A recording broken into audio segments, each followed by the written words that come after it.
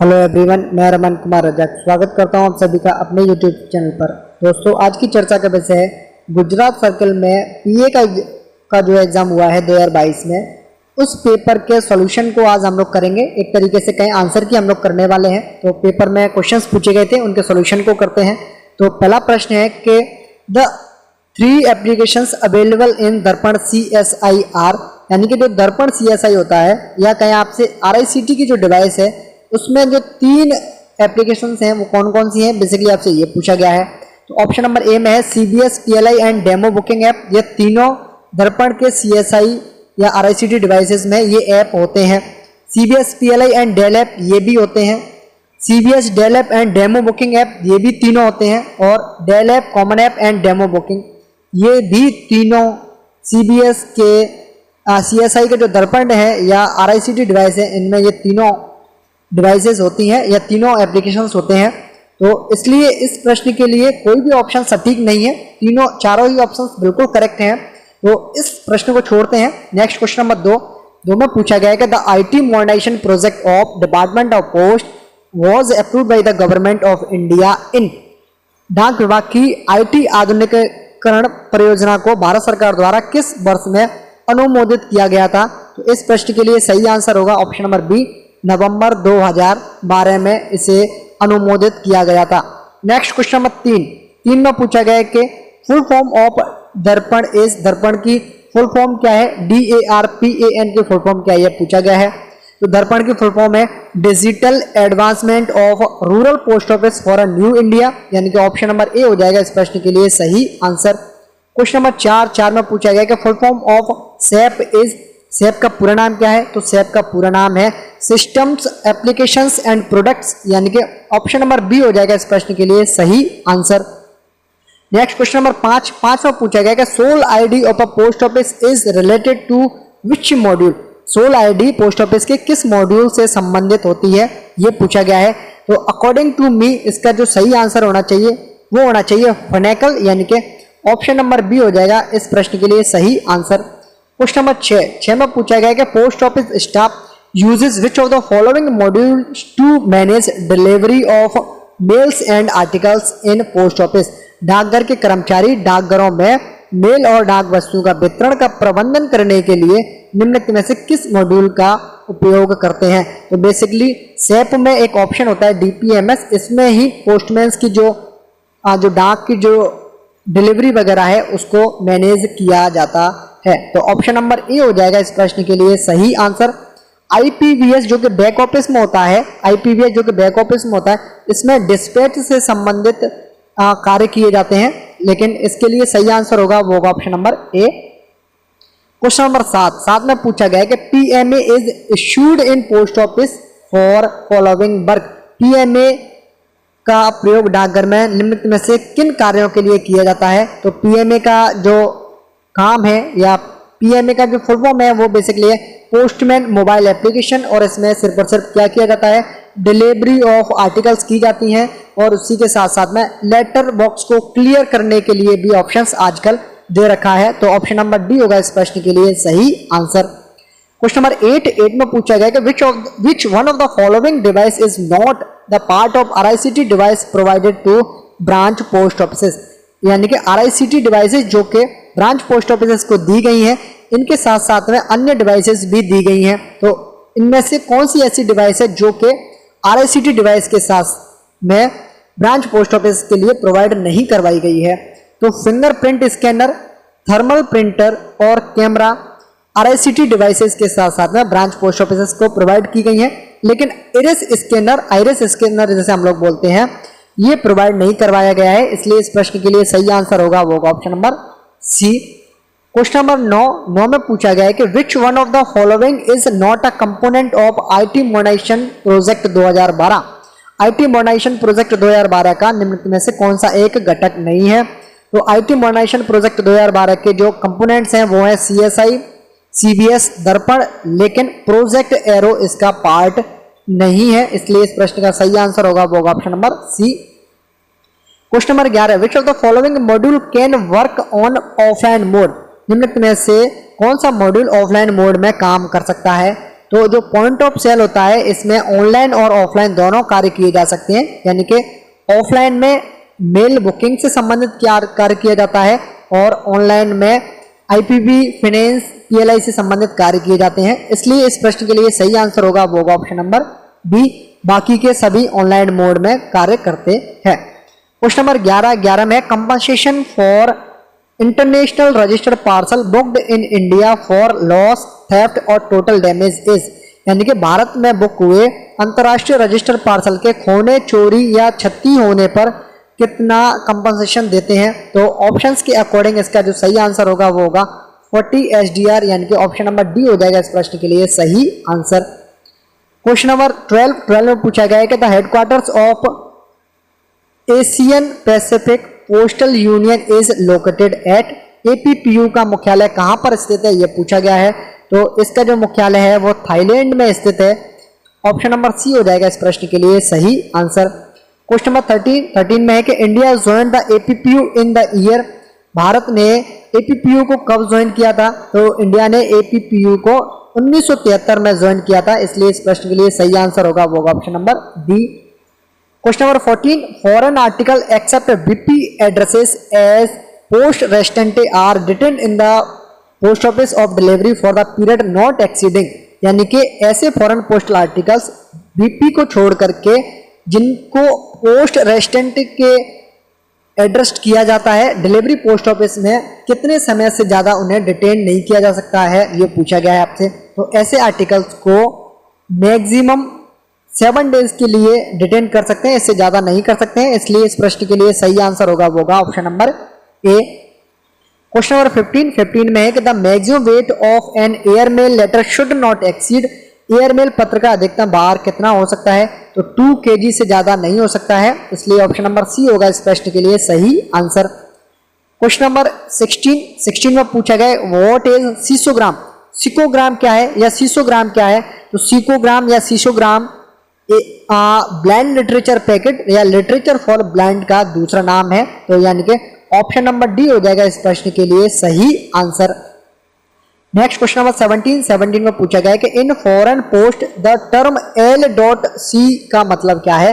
तो L.C का पूरा नाम क्या है या LC का पूरा नाम क्या है, यह पूछा गया है।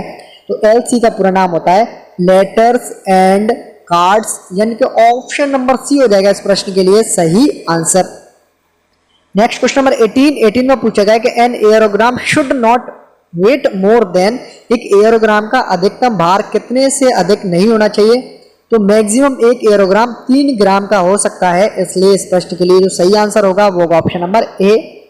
क्वेश्चन नंबर 19 में complaints and inquiries regarding articles of letter mail and parcel mail in foreign post must be submitted before the lapse of, विदेशी डाक के पत्र डाक और पार्सल डाक के संबंध में शिकायतों और पूछताछ कितने समय के भीतर प्रस्तुत करनी होती है। तो ये 1 साल के अंदर अंदर हम लोगों को कंप्लेंट्स और जो इंक्वायरीज हैं वो कर सकते हैं फॉरेन लेटर मेल या पार्सल मेल के केस में, इसलिए इस प्रश्न के लिए जो सही आंसर होगा वो होगा ऑप्शन नंबर सी।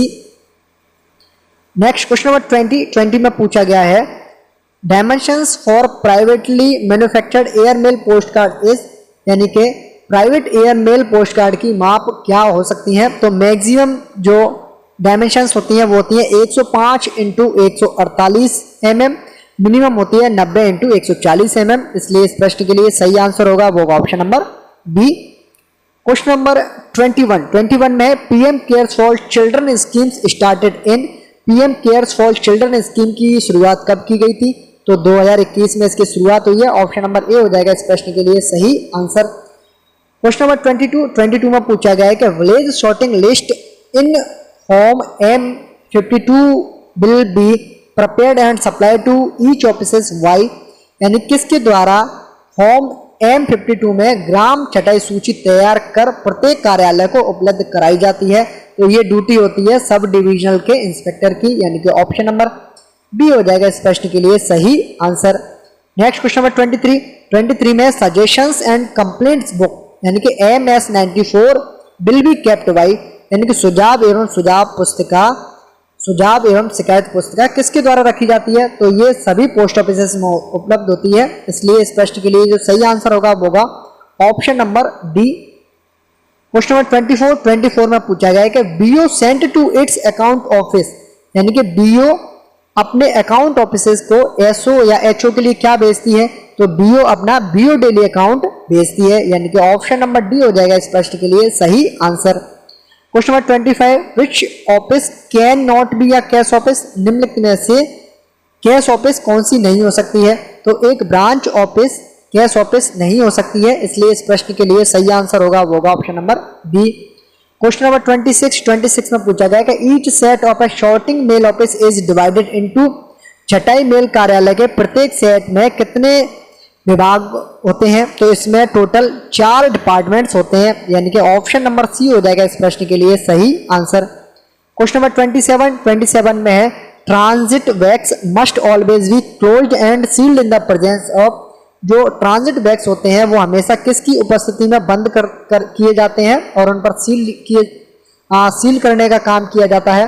तो ट्रांजिट बैग्स होते हैं वो head sorting assistant, head mail guard या मेल एजेंट की प्रेजेंस में उनको क्लोज किया जाता है और सील किया जाता है। ऑप्शन नंबर सी हो जाएगा इस प्रश्न के लिए सही आंसर।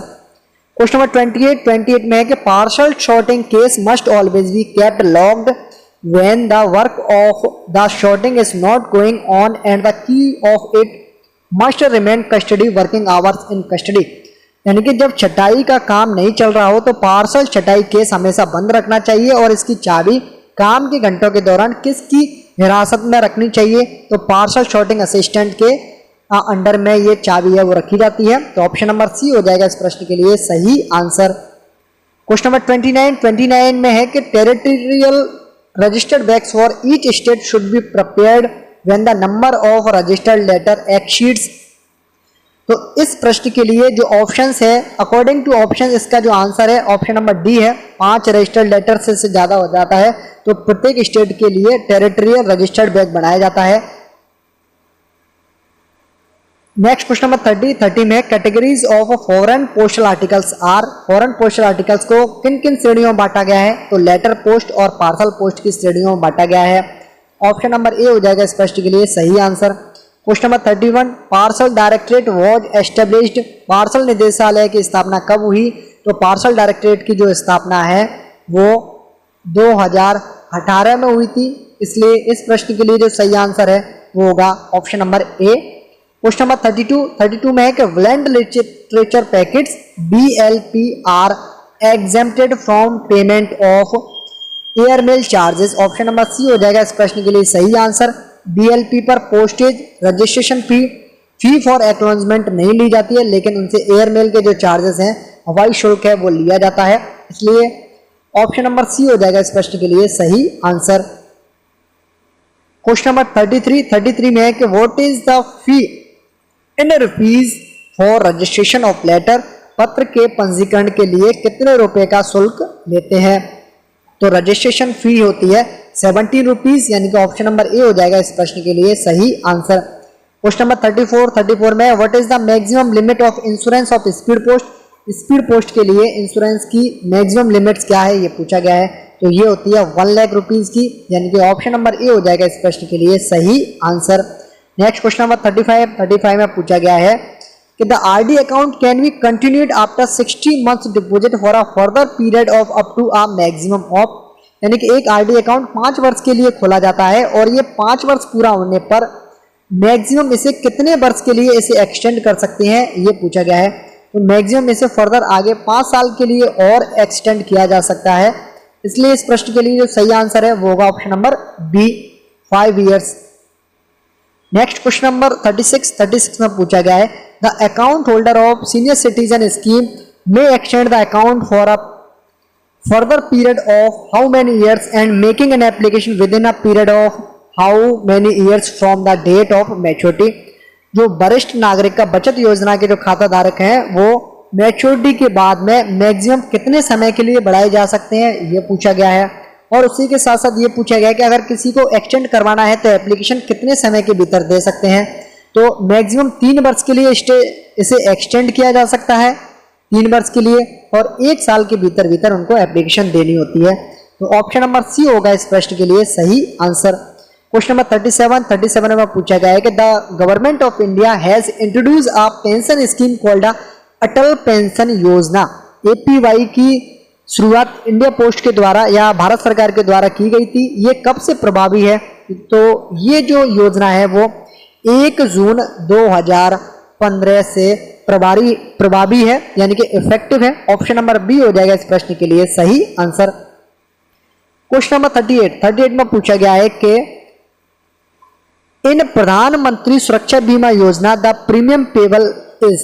प्रधानमंत्री सुरक्षा बीमा योजना में प्रीमियम कितना देना होता है? तो इस योजना के तहत 12 रुपए प्रति वर्ष हम लोग प्रीमियम पे करते हैं। तो ऑप्शन नंबर डी हो जाएगा इस प्रश्न के लिए सही आंसर। नेक्स्ट क्वेश्चन नंबर 39 में पूछा गया है कि प्रधानमंत्री जीवन ज्योति बीमा योजना, यानी कि प्रधानमंत्री जीवन ज्योति बीमा योजना PMJJBY के तहत कितना प्रीमियम दे है?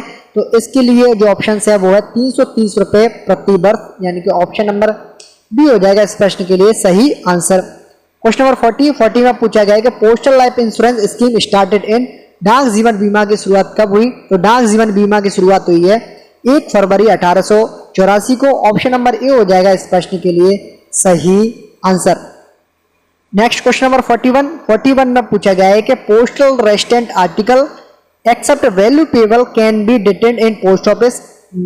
ऐसे आर्टिकल्स जो कि बीपी आर्टिकल्स को छोड़ करके पोस्ट रेजिडेंट को एड्रेस किए जाते हैं, इन्हें पोस्ट ऑफिस में कितने समय के लिए डिटेन किया जा सकता है? तो इसके लिए जो सही आंसर है वो है maximum 1 month. Option number C हो जाएगा इस प्रश्न के लिए सही answer. Question number 42 how many dies has franking machine. Franking machine में कितनी डाई होती हैं? तो 2 डाई होती हैं, वैल्यू डाई और लाइसेंस डाई। इसलिए इस प्रश्न के लिए सही आंसर होगा वो option number C. Question number 43 में है कि the weight limit of a book packet is. Book packet की भार अधिकतम वजन कितना है, यानी कि बुक पैकेट की भार अधिकतम वजन कितना होता है ये पूछा गया है। तो मैक्सिमम वेट लिमिट है बुक पैकेट के लिए वो है 5 kg, यानी कि ऑप्शन नंबर डी हो जाएगा इस प्रश्न के लिए सही आंसर। क्वेश्चन नंबर 44 में है कि limit to branch office for booking of insured article is. बीमित वस्तु की बुकिंग के लिए शाखा कार्यालय की अधिकतम सीमा क्या है? तो ये है 600 रुपीज, यानी कि ऑप्शन नंबर सी हो जाएगा इस प्रश्न के लिए सही आंसर। क्वेश्चन नंबर 45 में पूछा गया कि इन विच केसेस रजिस्ट्रेशन इज कंपलसरी। तो रजिस्ट्रेशन है वो ऐसा कोई पार्सल जिसका वजन 4 किलोग्राम से ज्यादा है उसके लिए कंपलसरी है, इंश्योर्ड आर्टिकल्स के लिए कंपलसरी है, बीपी आर्टिकल्स के लिए कंपलसरी है। इसलिए इस प्रश्न के लिए सही आंसर होगा वो option number D. Question number 46 में पूछा गया stamps which are used for day-to-day postal mailing purposes and are available in various ascending denominations from 25 पैसे onwards at all post offices are called as। यानी कि ऐसी डाक टिकट जो कि 25 पैसे से लेकर के ऊपर तक के लिए होती हैं और ये इन्हें day to day postal mailing purpose के लिए इसे हम यूज कर सकते हैं। तो ऐसी स्टैंप्स को क्या कहा जाता है? तो ऐसी स्टैंप्स को डेफिनेटिव स्टैंप या नियत डाक टिकट कहते हैं। इसलिए ऑप्शन नंबर बी होगा इस प्रश्न के लिए सही आंसर। क्वेश्चन नंबर 47 में है कि how many types of postal life insurance policies are available for customer. PLI के तहत कितनी पॉलिसीज अवेलेबल हैं? तो टोटल 6 प्रकार की पॉलिसीज अवेलेबल हैं। इसलिए इस प्रश्न के लिए सही आंसर होगा वो option number D. Question number 48 में पूछा गया कि अ पीएलआई और RPLI policy is treated as left when a policy has not completed 3 hours and 6 month premium has not been paid. Option number A बिल्कुल सही है। ऑप्शन नंबर बी में है policy has completed 3 years and 12 month premium has not been paid. Option number B बिल्कुल सही है। तो option number C हो जाएगा इस प्रश्न के लिए सही आंसर। नेक्स्ट क्वेश्चन नंबर 49 में है कि a registered letter is delivered at. एक रजिस्टर्ड लेटर को एड्रेसी के लिए ही दे सकते हैं। इसलिए इस प्रश्न के लिए जो सही आंसर होगा वो option number C to the addressee only. Next question number 50 में है maximum weight of inland letter card is. तो इनलैंड लेटर कार्ड के लिए अधिकतम वजन कितना होता है? तो होता है 5 kg, यानी कि ऑप्शन नंबर ए हो जाएगा इस प्रश्न के लिए सही आंसर। और इसी के साथ साथ हम लोगों ने गुजरात सर्किल के पीए का एग्जाम जो कि 2022 में हुआ है उसके डिपार्टमेंटल क्वेश्चंस 50 को हम लोगों ने सॉल्व कर लिया है। और इसी के साथ इस वीडियो को करता हूं मैं एंड। ये है अंत इस वीडियो का। धन्यवाद।